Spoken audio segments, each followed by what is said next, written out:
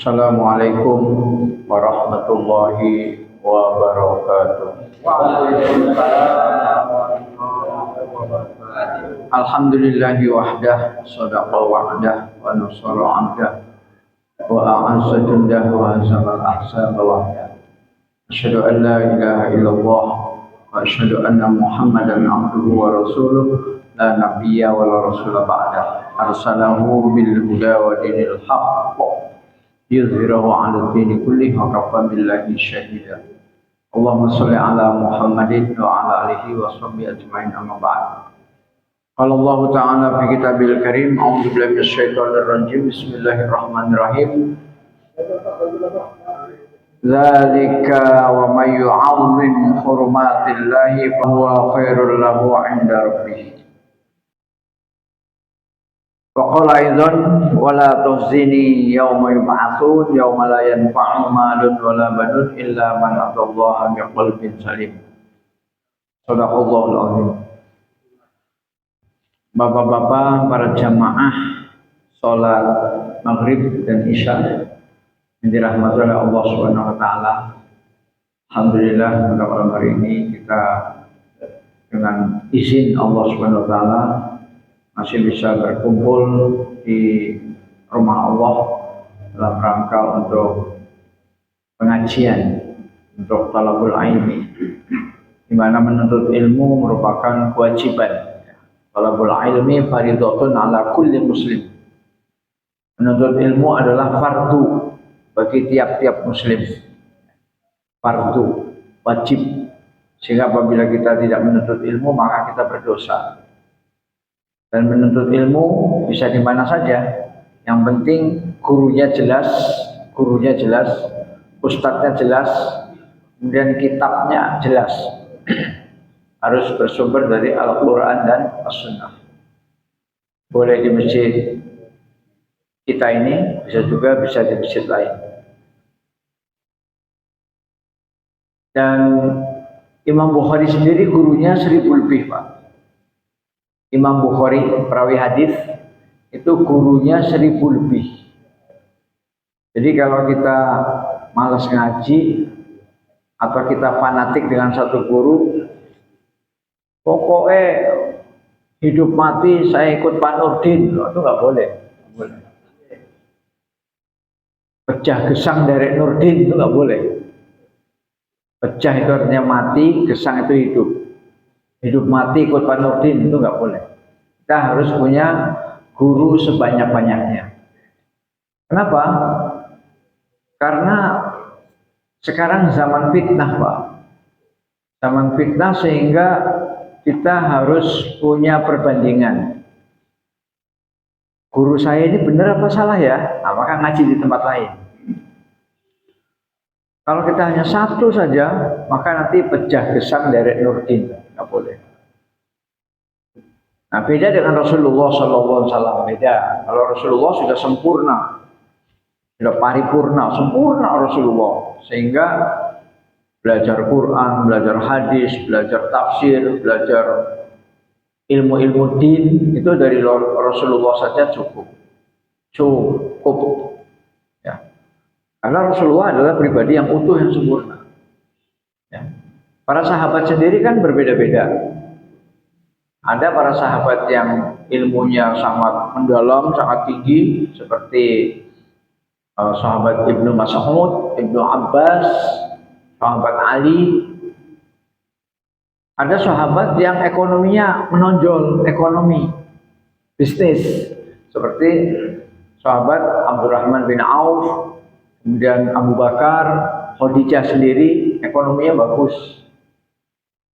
Ada sahabat yang budak, yang bersahaja, yang orang awam, seperti Bilal bin Rabah, ya, Bilal, dan juga Syuhaib Ar-Rumi, orang Rum. Itu orang miskin, Pak. Jadi sahabat sendiri ilmunya juga bervariasi. Ada sahabat yang dari kecil hidup di rumah Rasulullah, yaitu Anas bin Malik. Ikut tinggal di rumah Rasulullah, sehingga gerak-gerik keadaan Rasulullah, Anas bin Malik tahu karena serumah.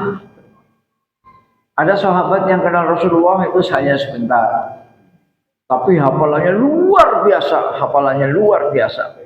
Sekali duduk mendengar langsung hafal, yaitu Abu Hurairah. Jadi apalagi sekarang, zaman sekarang ini tidak ada seorang ustadz, seorang ulama yang menguasai semuanya, itu gak ada, Pak. Dia ahli tafsir, ahli hadis, ahli ilmu hikmah, ahli tasawuf, ahli masalah politik, itu enggak ada. Nah, adanya hanya ini ustadz ini spesialisasinya manajemen kolbu, ya kolbu aja, kolbu. Ustadz ini spesialisasinya berteriak-teriak, ya, ada yang spesialis berteriak-teriak, ada itu ya. Ada ustadz yang spesialisasinya di pesantren. Jadi macam-macam. Ada yang di pesantren, ada yang jadi dai sejuta umat, ada yang bidangnya hanya hadis saja, ada yang Quran saja, ada yang fikih saja. Nah, maka untuk hari ini kita perlu ngaji sebanyak-banyaknya. Ya. Mungkin malam Selasa ngaji umum, malam Rebo tafsir, malam Kamis fikih, malam Jumat akidah, perlu itu seperti itu. Sehingga seminggu itu full ngaji terus. Terus malam Sabtu tahsin untuk memperbaiki tilawah ya. Baik jamaah sekalian, jadi ayat yang saya bacakan tadi adalah firman Allah surat Al-Hajj ayat 30. A'udzubillahi minasyaitonir rajim. Dzalika wa may yu'azzim hurumatillah fa huwa khairul lahu 'inda rabbih. Demikianlah perintah Allah. Dan barang siapa yang mengagungkan apa-apa yang dihormati di sisi Allah, maka itu adalah lebih baik baginya di sisi Rabb-Nya. Bulan Muharram merupakan satu di antara 4 bulan haram, ya. Minha arba'atun hurum, tadi yang sudah dibacakan dalam sambutan wali kota. Jadi Allah Subhanahu wa taala dalam surat At-Taubah ayat 36 menjelaskan bahwa bulan ada 12. Ya, bulan ada 12. Ada 12 bulan.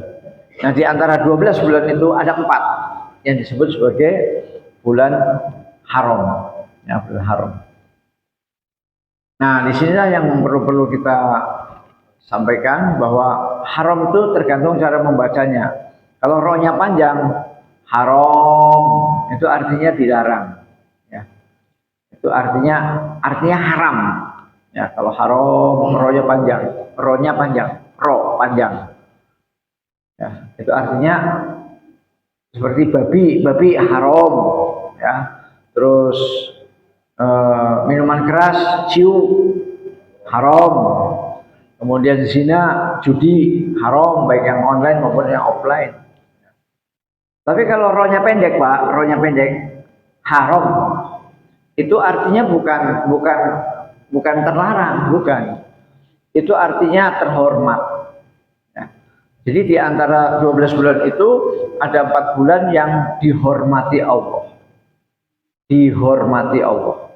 Bulan yang terhormat, yaitu Dzulqa'dah, Dzulhijjah, Muharram, dan satu lagi Rajab. Ya. Jadi 3 bulannya itu dempetan, Pak. Dzulqa'dah, Dzulhijjah, Muharram itu dempet itu, ya dempetan.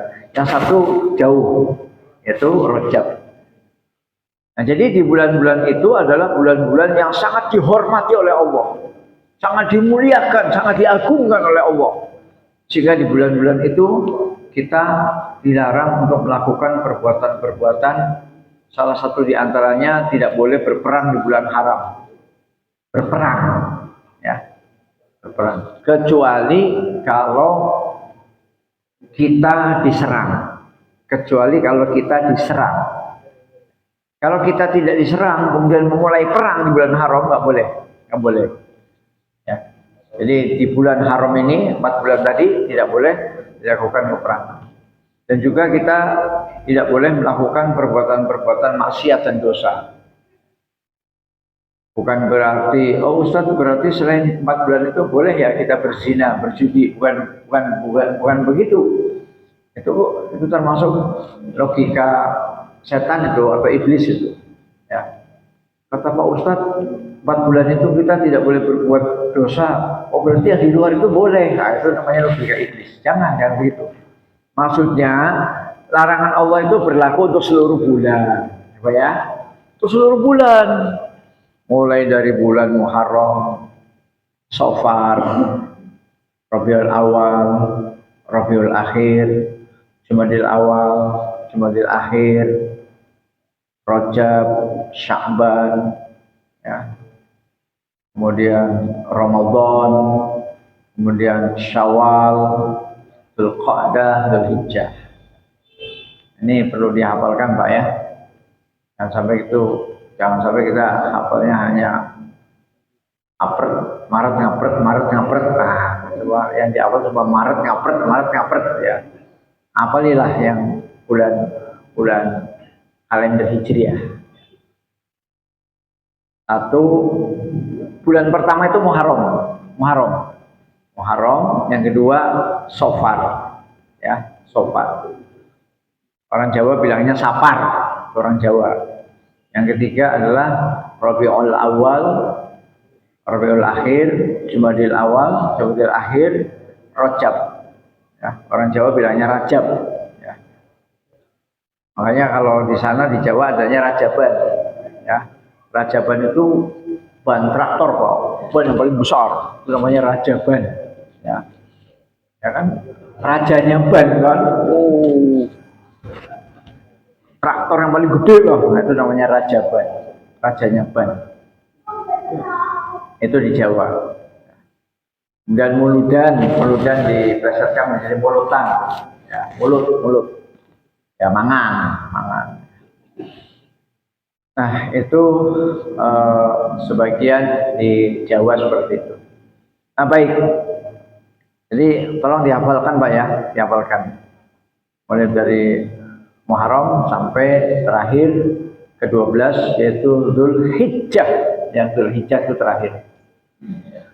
Nah artinya larangan-larangan Allah perbuatan dosa itu dilarang dalam seluruh bulan Pak, dalam seluruh bulan. Nah dalam bulan yang 4 itu lebih lagi ditekankan untuk jangan sampai berbuat maksiat. Maka dianjurkan untuk banyak berbuat amal soleh. Ya. Berpuasa boleh, kemudian mengamalkan surat yang tadi dibaca oleh Pak Imam. Tadi yang jadi imam siapa? Nah ini kan jadi imam. Nah tadi yang dibaca surat apa Pak? Al-Ara'aital ladzi yukadzibu biddin. Fadzalikal ladzi yad'ul yatim wa la yahuddu 'ala ta'amil miskin fawailul lil musallin alladzina hum 'an salatihim sahun alladzina hum yura'un walladzina hum yamna'una al-ma'un al-ayah. Nah itu menyantuni anak yatim. Ya, menyantuni anak yatim. Kemudian memberi makan orang miskin. Memberi orang miskin. Itu perlu diperbanyak itu di dalam 4 bulan haram itu. Menyantuni anak yatim dan memberi makan orang miskin. Supaya kita tidak termasuk orang-orang yang mendustakan agama. Sebab orang yang mendustakan agama itu menghardik anak yatim. Orang anak yatim diusir-usir. Ya. Terus tidak memikirkan, tidak punya program, tidak menganjurkan beri makan orang miskin. Jadi makan siang gratis itu bagus Pak, bagus. Tapi untuk orang miskin, ya, bukan untuk para pejabat, orang miskin, bagus. Dicarilah orang miskin yang banyak, kasih makan. Dan sebaiknya jangan makan siang aja, pagi, siang, sore atau malam. Ya. Nah kalau makan siang aja, jadi takutnya masih lapar, paginya lapar, sorenya lapar. Jadi diusahakanlah tiga makan, pagi, siang, sore. Kemudian orang-orang yang mendustakan agama adalah orang-orang yang ria. yang melakukan sesuatu ingin mendapatkan pujian, ya pujian. Haji harus dipanggil Pak Haji. Oh Pak Haji, Pak Haji. Wah, kalau nggak dia panggil Pak Haji marah. Ya, marah. Saya ini sudah haji mahal-mahal. Haji Furoda 400 juta. Kamu sembarangan manggil saya Nurdin, Nurdin. Panggil Pak Haji itu ya. Ya, minta dipuji. Kemudian beramal untuk masjid harus ditulis dalam prasasti. Siapa yang membangun masjid ini? Tulis 1. Profesor Dr. Haji Muhammad Nurdin 1M. Minta ditulis di prasasti supaya terkenang bahwa ternyata masjid ini bantuan terbesar dari si A, si B, si C. Dan dipuji-puji ya. Jadi jangan riak lah, jangan riak. Kemudian pendusta agama itu sering sholatnya sahun. Apa itu sahun? Sahun itu sholatnya menunda-nunda. Ntar dulu lah, kosek, ntar dulu. Nah, itu sahun. Ya. Nah, itu termasuk pendusta agama Pak. Termasuk pendusta agama yang sholatnya sahun. Sampai akhirnya waktu sholatnya lewat dan tidak sempat sholat lagi karena sudah masuk waktu sholat berikutnya. Maka saya pesan Bapak-bapak, profesi apapun, mau tukang becak, bentor, mau sopir angkot, mau tukang batu, bengkel motor, mau punya toko, mau aparat, usahakan sholat 5 waktu. Ya. Saya punya kenalan semua. Pak Ustadz punya nggak contoh polisi yang sholatnya on time? Punya saya. Contoh polisi yang sebelum masuk azan dia sudah wudhu, bahkan manggilin pakai mic. Assalamualaikum warahmatullahi wabarakatuh. Saya ingatkan kepada kawan-kawan sesama polisi, ayo segera berwudhu ke masjid.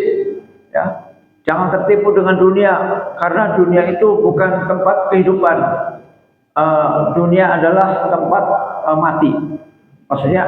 Maksudnya bumi itu tempat mati gitu loh Pak. Bumi ini tempat kita mati, ya, bukan tempat kita hidup. Pokoknya agak ngelucu sedikit lah polisi itu. Pak Ustadz bisa nggak nunjukin tukang batu yang sholat on time? Bisa, saya punya. Tukang batu yang ngaduk semen, yang masang bata, bangun rumah, sholatnya on time. 10 menit sebelum azan dia sudah cuci tangannya dari semen, ya cuci tangan, dia berwudu, dia ganti pakaian, dia bawa pakaian 2, bawa pakaian 1, yang 1 nempel, yang 1 di tas kresek, khusus pakaian sholat. Dia ganti baju dengan baju sholat. Pak Ustadz punya nggak bengkel motor yang tangannya belepotan oli, kemudian sholatnya on time? Punya, ada. Tangannya belepotan oli, habis pegang rantai, pegang sentrik, pegang blok, habis bongkar baut segala macam, tangannya hitam. 10 menit sebelum azan dia sudah ngambil sabun colek, cuci tangannya sampai tangannya bersih, nggak ada olinya. Habis itu wudhu. Bahkan dia bukan hanya sholat, dia azan. Allahu Akbar. Bapak punya nggak seorang dosen yang sholatnya on time? Ada. Jadi mari Pak, profesi apapun, angkot, tukang pempek, supir, nelayan, petani, tukang batu, yang sholatnya on time. Sholat on time itu menandakan bahwa kita mementingkan Allah, mendahulukan Allah.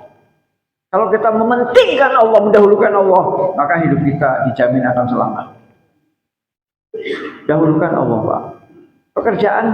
Pekerjaan itu nggak ada selesainya. Pekerjaan itu mikir dulu. Ya. Ngetik proposal, mikir dulu. Ngajar di depan mahasiswa, praktikum, berhenti dulu.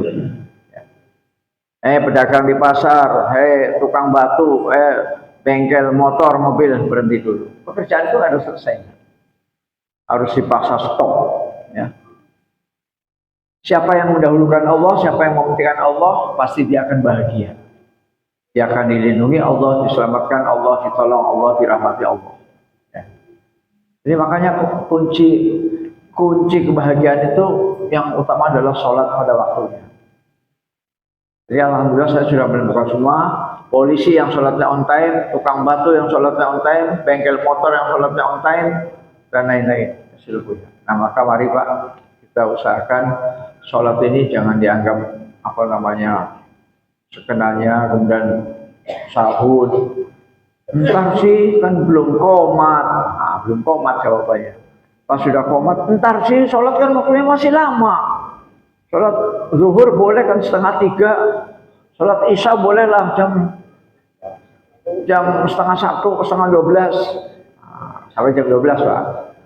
Sholat isya itu batasnya jam 12, jam 00, jam 00. Jadi kalau sudah lewat dari jam 00, sholat isyanya sudah habis. Jadi sholat isya itu batas terakhir bukan subuh, bukan. Kalau yang selama ini Bapak menganggap sholat isya batas terakhirnya menjelang subuh, itu salah. Sholat isya batas terakhirnya itu jam 00, tengah malam. Maka kalau Bapak pergi jauh, ke Jawa, ke Jogja, ke Solo, ke Aceh, segala macam, dan belum sholat isya, kemudian khawatir waktunya nggak cukup, ayo segera sholat isya. Jangan sampai tidur dulu di mobil.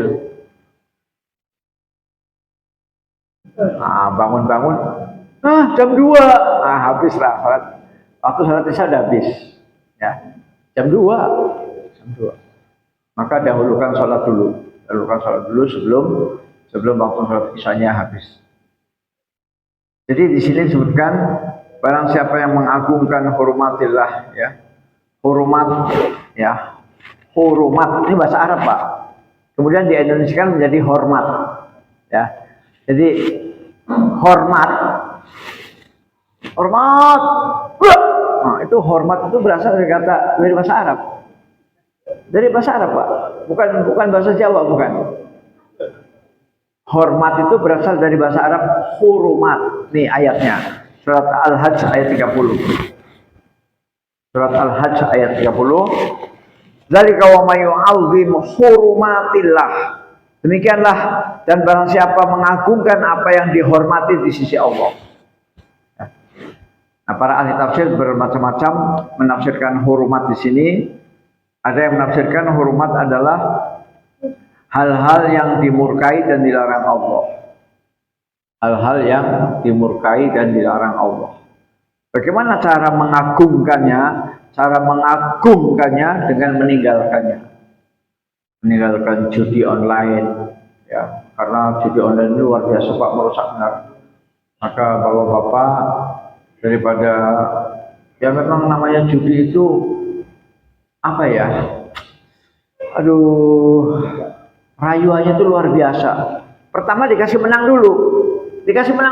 Habis dikasih menang, enak ya. Ketagihan yang kedua. Maka yang kedua, ketiga terus itu kalah. Nah, habis itu, mungkin ini terakhir lah. Biar saya dapat banyak, biar bisa bangun rumah, biar bisa haji, biar bisa nyekolahkan anak ke kedokteran. Akhirnya ludeslah miliaran. Dan sudah banyak yang gagal judi online, kemudian bunuh diri, gantung diri sudah banyak. Dan rupanya baru sekarang orang sadar judi online. Padahal sudah 20 tahun yang lalu Pak. 20 tahun yang lalu sudah ada dosen yang bunuh diri. Gara-gara main judi online, kalah miliaran. Ya, semuanya sudah digadekan, sertifikat mobil, sertifikat rumah, udah nggak punya apa-apa lagi. Nah, daripada dia pusing maka mati aja. Sejak 20 tahun yang lalu sudah ada. Jadi judi online itu sekarang aja marak ya, padahal sudah dari dulu ada. Bayangkan kalau dosen aja yang otaknya cemerlang, cerdas saja bisa bunuh diri. Apalagi yang biasa-biasa saja, pusing sedikit bunuh diri. Jadi mari Pak, jangan tergiur dengan slot itu ya, slot ya, jangan. Itu semuanya adalah judi online. Jadi kalau kita punya HP supaya dapat pahala, mendingan buka channel Muhammad Nurdin Official. Ya. Muhammad Nurdin Official. Insya Allah isinya pengajian. Ya. Isinya pengajian. Itu mendingan itu daripada slot-slot judi, ya, tahu-tahu bunuh diri. Ya. Nah, maka momen hijriah ini adalah momen supaya kita berhijrah. Berhijrah. Hijrah itu artinya pindah. Para ulama menyebutkan bahwa hijrah itu ada dua makna. Ada dua makna, Pak. Makna yang pertama adalah hijrah secara makani. Makani itu tempat. Tempat. Ya. Pindah dari Bandar Lampung ke Kota Agung. Pindah dari Bandar Lampung ke Jogja. Dari Bandar Lampung ke Metro. Pindah tempat. Pindah tempat itu namanya hijrah makani. Kapan hijrah makani itu dilakukan? Hijrah makani dilakukan apabila di tempat kita yang sekarang tidak bisa menegakkan hukum Allah, tidak bisa beribadah dengan baik. Misalnya rumah saya lah, saya nggak mencontohkan rumah Pak Sarjono enggak. Seandainya di rumah saya itu kiri kanannya banyak babi, Pak, banyak babi seliwar, babi semua. Maka itu nggak nyaman kita mau sholat jamaah. Takut lagi jalan menuju masjid, tahu-tahu diseruduk babi kan, waduh najis ini, apanya, celananya, bajunya, sarungnya. Ya. Maka saya harus pindah dari tempat yang sekarang. Kalau ternyata di lingkungan saya, di kompleks saya banyak pemakan babi dan banyak peternak babi, sehingga babinya itu seliwar. Apalagi babi sekali beranak berapa, Pak? Babi itu sekali beranak berapa? 1 apa 2? Nah itu dia. Banyak kan? Seliwar. Maka cari lingkungan rumah yang nggak ada babinya. Ya, itu yang pertama. Yang kedua, anjing. Anjing di samping mulutnya itu najis, air liurnya ya, air liur, air ludahnya itu najis. Juga anjing itu kalau sekali menggigit bisa terkena rabies, ya, karena virus rabies itu mematikan. Virus rabies mematikan, dan yang bisa menularkan virus rabies itu hewan yang buas. 1, anjing. 2, kucing. 3, monyet. Ya. Maka kalau punya anjing, monyet itu harus dikerangkeng, dikerangkeng ya. Jangan dilepas. Pak, bahaya. Ya. Nah, kenapa kucing tidak perlu dikerangkeng? Karena kucing itu sudah mengalami domestikasi. Jadi kucing itu sudah menyatu dengan kehidupan kita. Cuma kucing masih mendapatkan gelar pencuri ikan, ya. Itu gelarnya itu saja.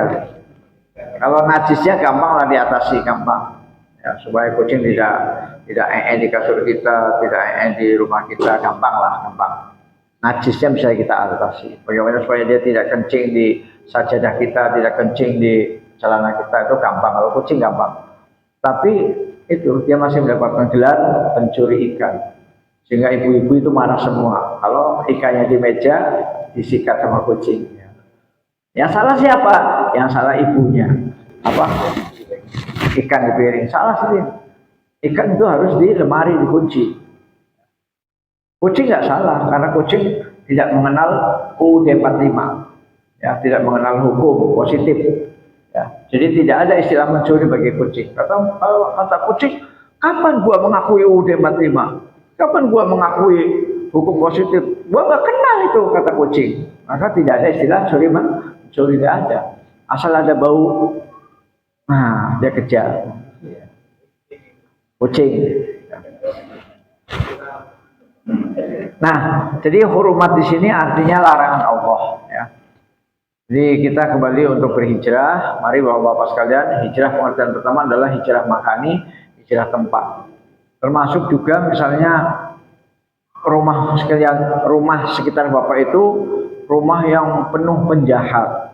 Ya, misalnya di daerah sini garong, di daerah sini misalnya koruptor, di depannya narkoba, ya, di belakangnya pelacur. Nah, itu nggak nyaman kalau gitu, Pak, nggak nyaman. Ya, nanti Bapak lewat sedikit jatuhnya udah mau digarong, mau ditawari narkoba, mau ditawari apa melacur. Jadi carilah lingkungan yang soleh. Ya.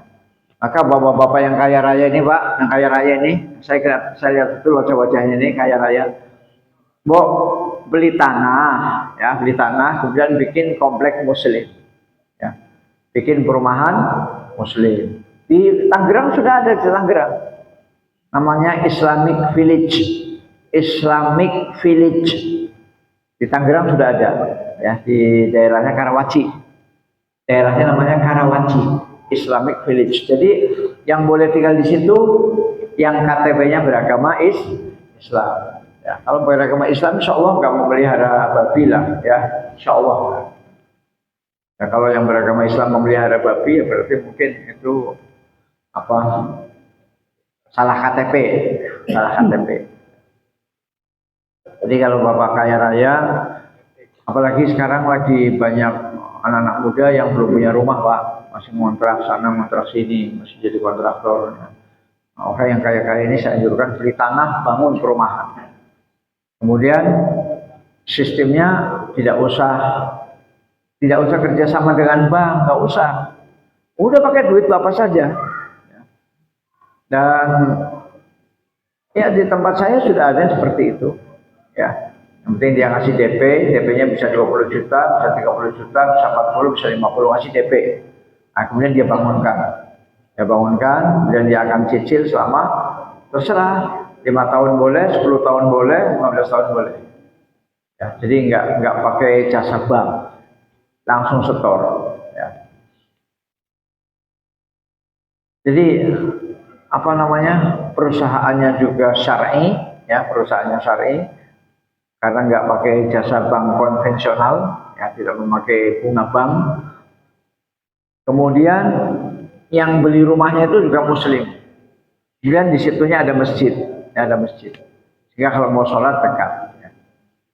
Nah, jadi kalau kita rumahnya masih banyak babi, banyak anjing, kemudian banyak penjahat, banyak pencoleng, itu lebih baik hijrah, Pak. Udah jual, tidak. Ya, cari lingkungan yang lebih soleh. Lingkungannya lebih soleh, ya, ke masjid dekat, kemudian mau beli baju muslim atau alat-alat muslim dekat, gitu ya. Kemudian makanan halal banyak, mulai dari nasi goreng sampai nasi uduk halal semua, ya. Masakan Padang, masakan Jawa, masakan Aceh, silakanlah, ya. Masakan halal itu kan banyak sekali, Pak, ya. Tidak hanya monopoli Padang, tidak, ya. Masakan Aceh juga halal, masakan Jawa yang muslim juga halal, ya. Asal jangan rica-rica. Kalau rica-rica biasanya anjing, ya, anjing. Itu hijrah yang pertama, hijrah tempat. Supaya apa? Supaya kita hidup nyaman beribadah. Mau ke masjid juga enak, mau ke masjid jam berapapun bisa. Mau ke masjid jam 1, jam 2 bisa, mau ke masjid subuh, zuhur, asar bisa, ya. Di sini kalau habis isya digembok nggak, Pak? Dikunci nggak? Enggak. Ya, alhamdulillah. Ya, jadi musafir bisa masuk ke sini, ya. Yang penting musafir suruh lapor lah sama takmir, Pak, saya lapor, saya musafir mau numpang tidur, ya silakan. Jadi lapor baik-baik, ya. Kadang-kadang di suatu tempat Pak, ada masjid yang habis isya dikunci, Pak, dikunci, digembok, ya. Sehingga orang yang mau datang sholat isya, yang sholat isyanya telat, musafir ya, Pak, musafir itu nggak bisa lagi sholat, ya. Atau musafir yang mungkin betul-betul dia kecapean, kelelahan, pengen tidur. Sementara kalau ke hotel nggak punya duit ke hotel, nggak punya duit, pengen yang gratis di masjidnya tutup. Apalagi hanya boleh tidur di emperan, di emperan itu dingin. Ya sama aja bohong itu dingin.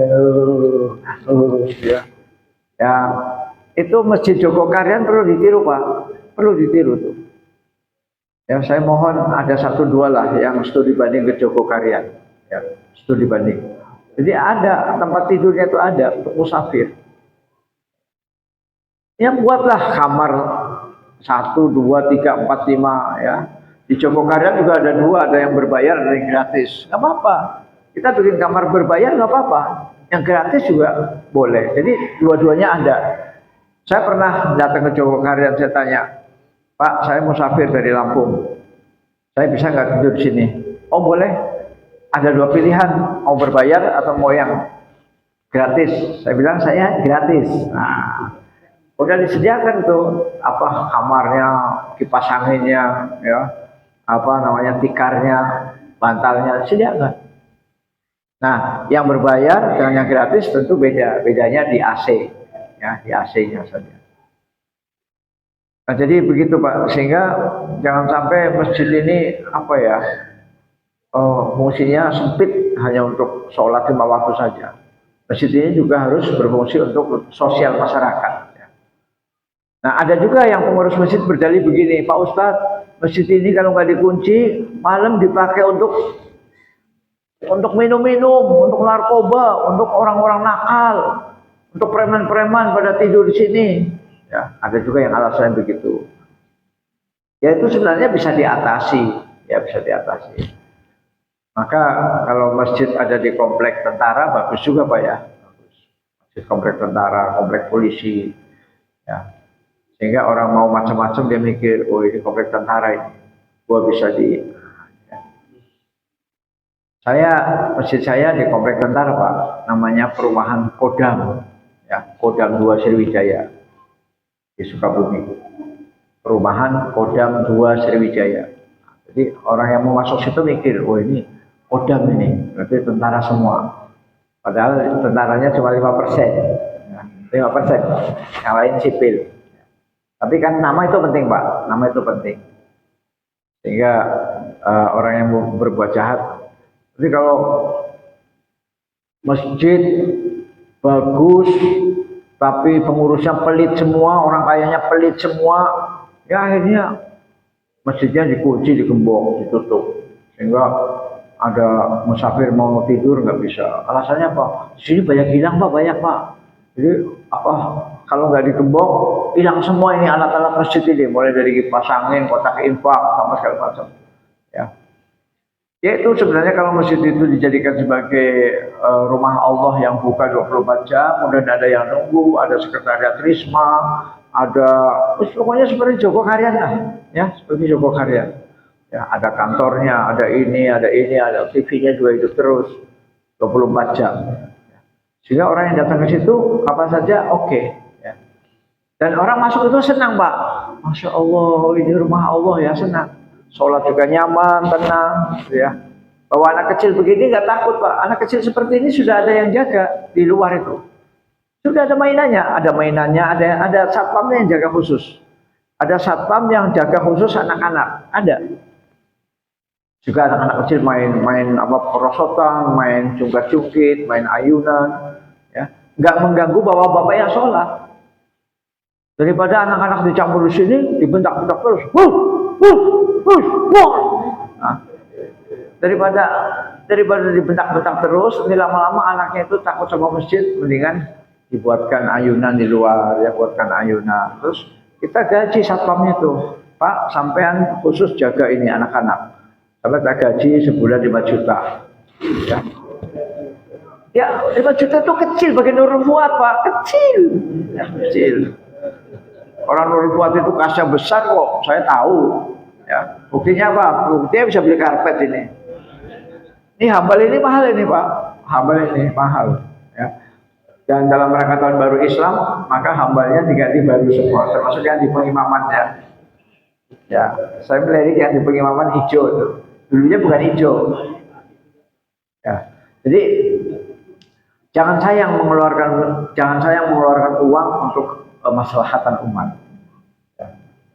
Dan saya paling benci kalau ada masjid itu yang lampunya itu redup, itu paling benci. Ya, rubah aja namanya candi.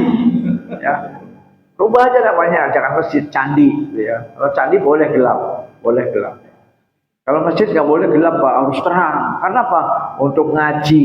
Ini perlu, baca buku ini perlu lampu loh Pak. Ya, cukup terang. Ya. Jadi jangan sampai ada masjid. Nah kalau bapak-bapak ketemu masjid yang lampunya redup, langsung takmirnya didatangi, Mas, perlu uang berapa? Lampu ganti. Ganti lampu semua, ini uang. Suruh ganti lampu.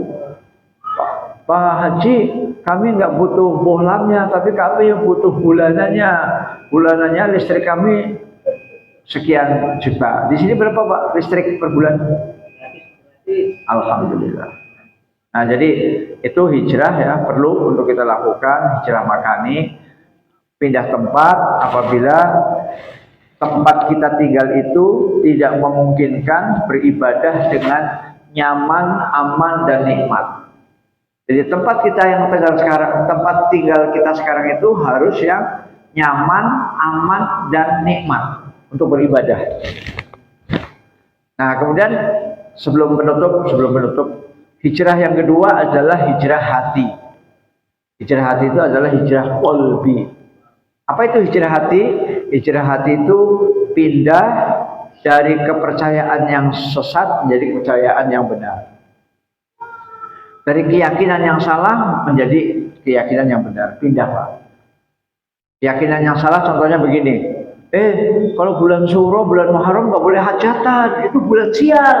Itu contoh kepercayaan yang salah. Salah.